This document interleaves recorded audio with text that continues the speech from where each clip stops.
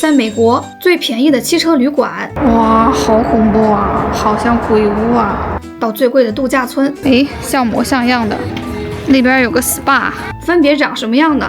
美国的酒店是否和国内一样，按照3、4、5星严格评级呢？咱们国内的酒店是根据统一的标准，按照星级划分的，但在美国，酒店往往不是根据档次、价格进行评级，而是按照功能和场景来分类的。听起来是不是有点抽象？我刚从美国旅游了1个多月回来，住遍了那里各段位的酒店，包括60美元的汽车旅馆和800多美元的5星级度假村。在这条视频里，我会根据自己的入住体验和观察，对每个档位的酒店做一个深度的沉浸式测评。而作为一个累计住了800晚以上酒店的常旅客，我也想通过这次测评带大家看一看、聊一聊最真实的美国各档位酒店。有什么看法，欢迎在评论区讨论哦。汽车旅馆的英文是 motel， 这是一个典型的美国人发明的词，这种形态本身也是正宗的美国产物。它和传统酒店最大的不同在于，它的诞生从一开始就和美国发达的高速公路网深度绑定，司机跑长途累了，不需要进城找酒店，直接在高速边上找一家汽车旅馆，把车停在房间门口，办好入住，睡一觉，第二天继续赶路。整个流程就跟美式快餐一样，高性价比，过程极简，只解决核心需求。我现在在不知名小镇的不知名公路附近的一个典型的汽车旅馆，大家可以看到啊，这个旅馆就在公路附近，在这儿可以听到旁边高速的声音。1楼的房间，如果说没有拉窗帘，你是可以看到房间里面的一切的。我选择测评的这家是连锁品牌 Red Roof， 住一晚要100美金，在 motel 里偏贵，但美国有很多60、70刀的汽车旅馆，所以基于公平，我还会测评另一家60多美元、评分没那么高的旅馆。对比后，大家会对汽车旅馆的平均质量有个更加客观的判断。那我们就先来看看这家 Red Roof 吧。房间地面都还挺干净，也没有什么异味。1.2米的床，还有微波炉冰箱它竟然是冷藏和冷冻分开的，这个很加分洗手台盆比较简单，但是空间很大。来看一下洗手间，很简单朴素，但是卫生条件也还 OK。那整体风格就是这样，条件还是不错的。不过我也是选了一家评分比较高的 motel。今天住的这一间汽车旅馆将近70刀，他家也是连锁品牌，叫 Motel 6， 一般就是70、80刀这样。为了客观呈现，我特意避开溢价的洛杉矶地区，选择加州的沙漠小镇 Palm Springs 来测评这家旅馆。68刀的税后价格，还带一个漂亮的泳池。大家来看看这家总体是什么水平吧。好，我们来看一下房间的环境。一个小桌子，床1.5米的，这个床褥超级薄，你看看这个床单上还是有不少的那种污渍，桌子上也是有非常多残破的痕迹的。房间大概就是这样，国内7天的水平啊！我昨天睡了一晚上，墙完全没有隔音，可以听到隔壁的人他们说的每一句话。走廊只要有人走动啊，开门声都非常的明显。好，来看一下洗手间，马桶超级小，这个垫子也很破旧，无障碍淋浴间。你看它这个水是偏白的，没有超级多的漂白剂。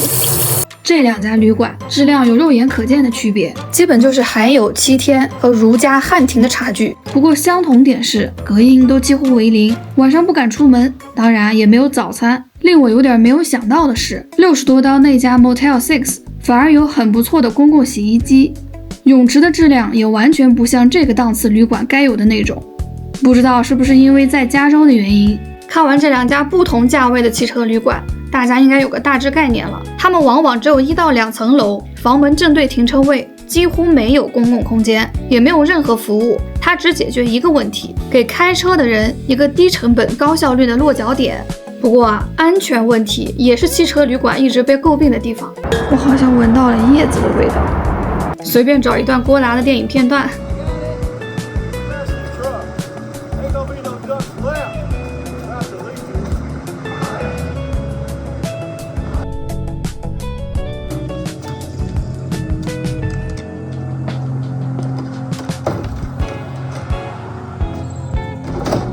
他就这么明晃晃的进去啦。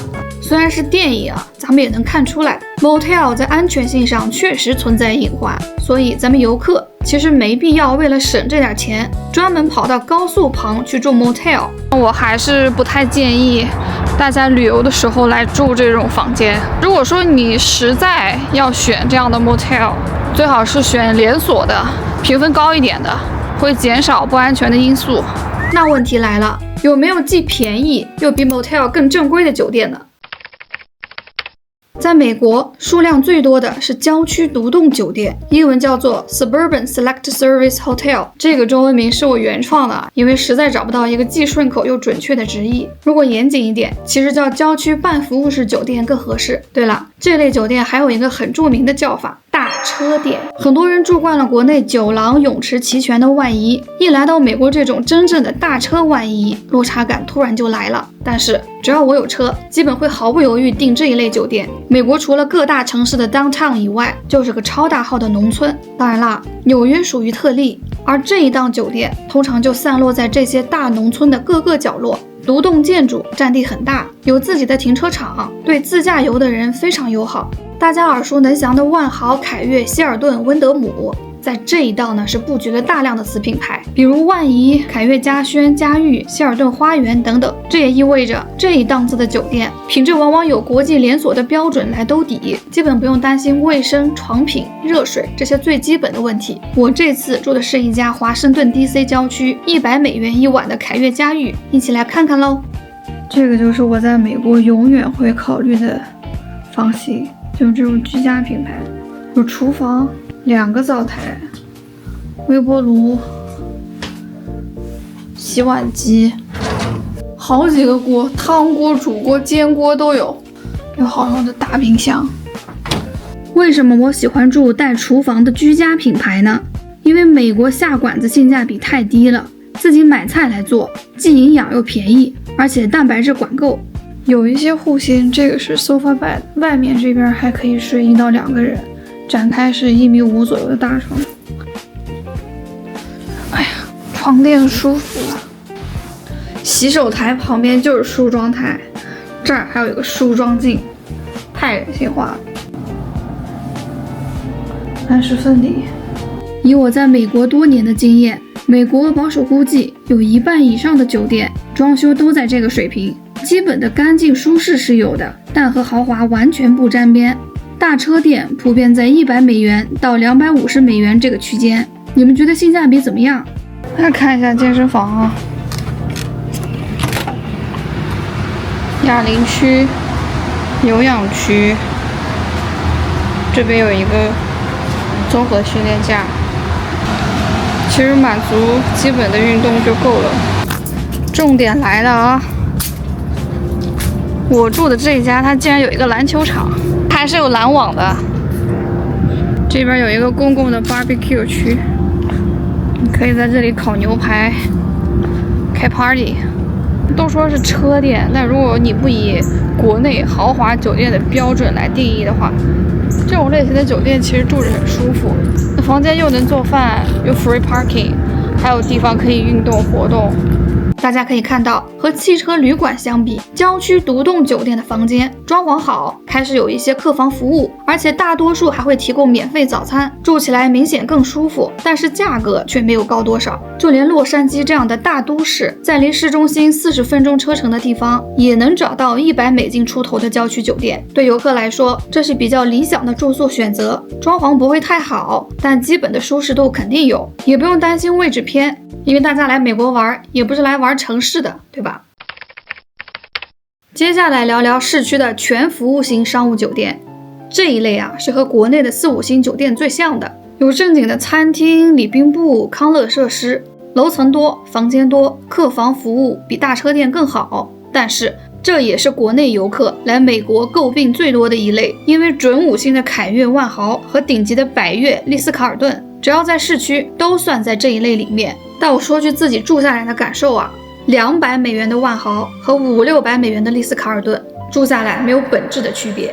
我这次测评的是洛杉矶长滩凯悦上翠 C4， 国内要对标的话，差不多是广州君悦这一个级别。大家来看看这个酒店吧。我现在身后的就是美国典型的高楼商务酒店，那它跟刚刚我说过的几种类型有什么不同？我们现在就去看一下。这个档次的酒店，它就在街边，门头很简单，也没有什么喷泉啊、迎宾之类的，甚至很多丽思卡尔顿酒店门头也都是这么简单。大厅就是这样，装修非常的美式，不像国内豪华酒店的大堂中间是挑高的，装修也非常的富丽堂皇，什么大理石啊，那个圣诞树也就这么点儿。你要放到国内的那豪华5星，肯定是大厅中央超大的一个圣诞树，然后周围再巨多装饰。一般这种酒店它 Valet Parking 比较贵，$45起步，50-60-70的也一大把，所以很多人都会去找周边的公共停车库停。这个就比较巧，你看它旁边就是一个大车库，很方便。停一晚上$16，肯定要比酒店的 Valet Parking 便宜很多。带大家看看这个房间里长啥样。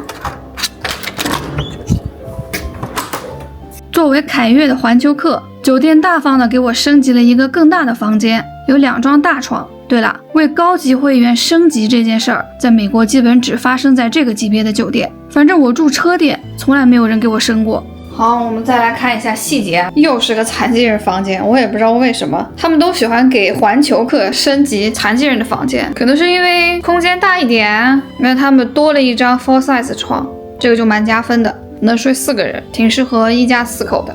空调是触控版，不像大车店，它是那种老式的落地的空调，墙面装饰更多，桌子也更人性化一点。电视嘛，感觉哪边看都不是很方便。再来看一下洗手间，一眼能看完，中规中矩的台盆。淋浴区还是这种要踩进去的浴缸，备品一般。房间就是这样咯，比这再高端一点的，像瑞吉、君悦、丽思卡尔顿我都住过，也豪华不到哪里去，差不多也就是这样了。最多在全屋地毯、洗手间干湿分离，备品再好一点。所以美国酒店的这一点是经常被大家诟病的。再带你们看一下这个酒店最亮点的地方，开门就是泳池，这才是加州阳光呀！虽然没有热泡池，但是也够好了。这边就是太平洋啦。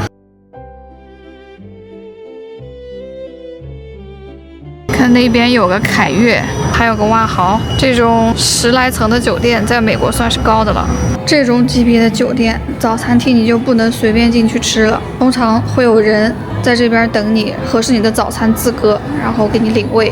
环球客有2个人$100的早餐额度，我俩分别点了一个三明治、一杯饮料，还有一个蛋卷，味道平平无奇。不过在美国，免费的东西还是爽呀。这一类的酒店啊，不太适合游客住，更适合去市中心办事的时候住，因为在美国住在市中心毫无意义，反而要承受更昂贵的溢价。最后再来说说度假村，也叫 Destination Hotel， 说人话就是酒店本身就是目的地。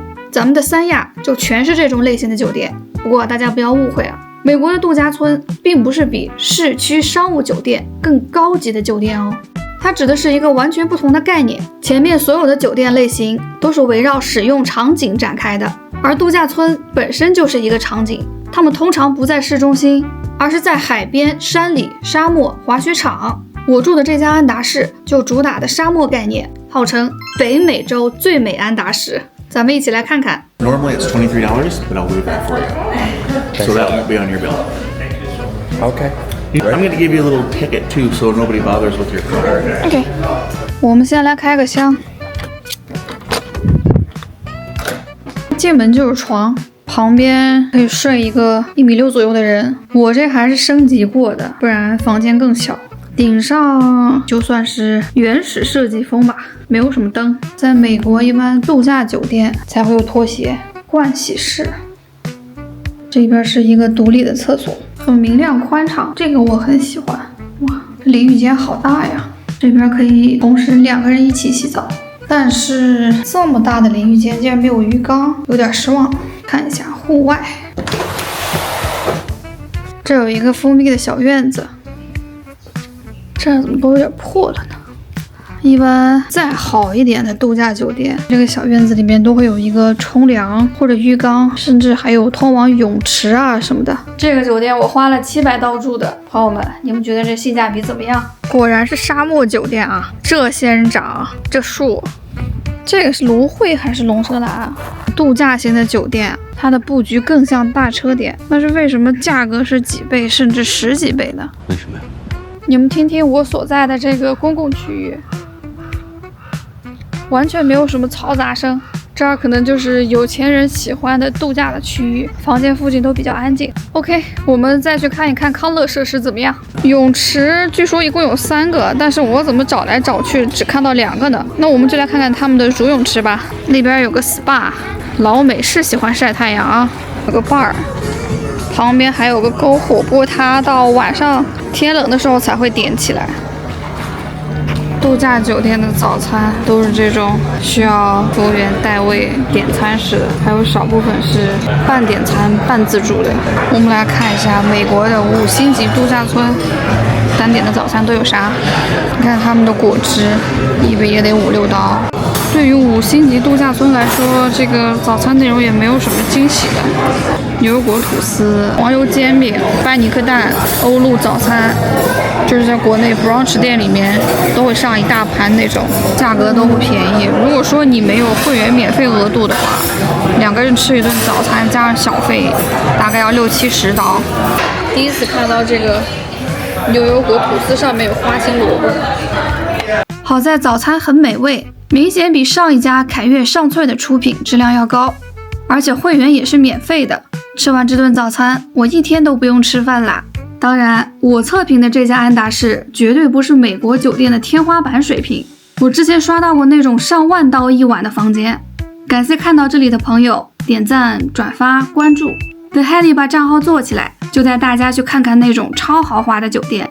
除了房费外，度假村一般会有额外杂七杂八的收费，最后总共算上去，会比账面上的房价要贵出一大截。看完这个，你有没有觉得快1000美元一晚的度假村也就平平无奇？所以就像我说的，它和商务酒店的差别不在于档次，而在于目的。好啦，看完视频后，大家应该对美国酒店的生态不陌生了吧？要是以亚洲5星酒店的标准来看，美国高端酒店在豪华度上大部分都是不合格的。其实很多欧洲老牌发达国家的酒店业和美国这边差不多，甚至还不如美国的。这么一比较，国内是非常幸福的。而我做这条视频也是帮大家减少信息差，真实客观的看待美国所有酒店，而不是简单的一句大车店。好啦，今天的视频就到这儿啦，预告一下哦，几天后我会揭晓美国人民卡路里的秘密，敬请期待喽。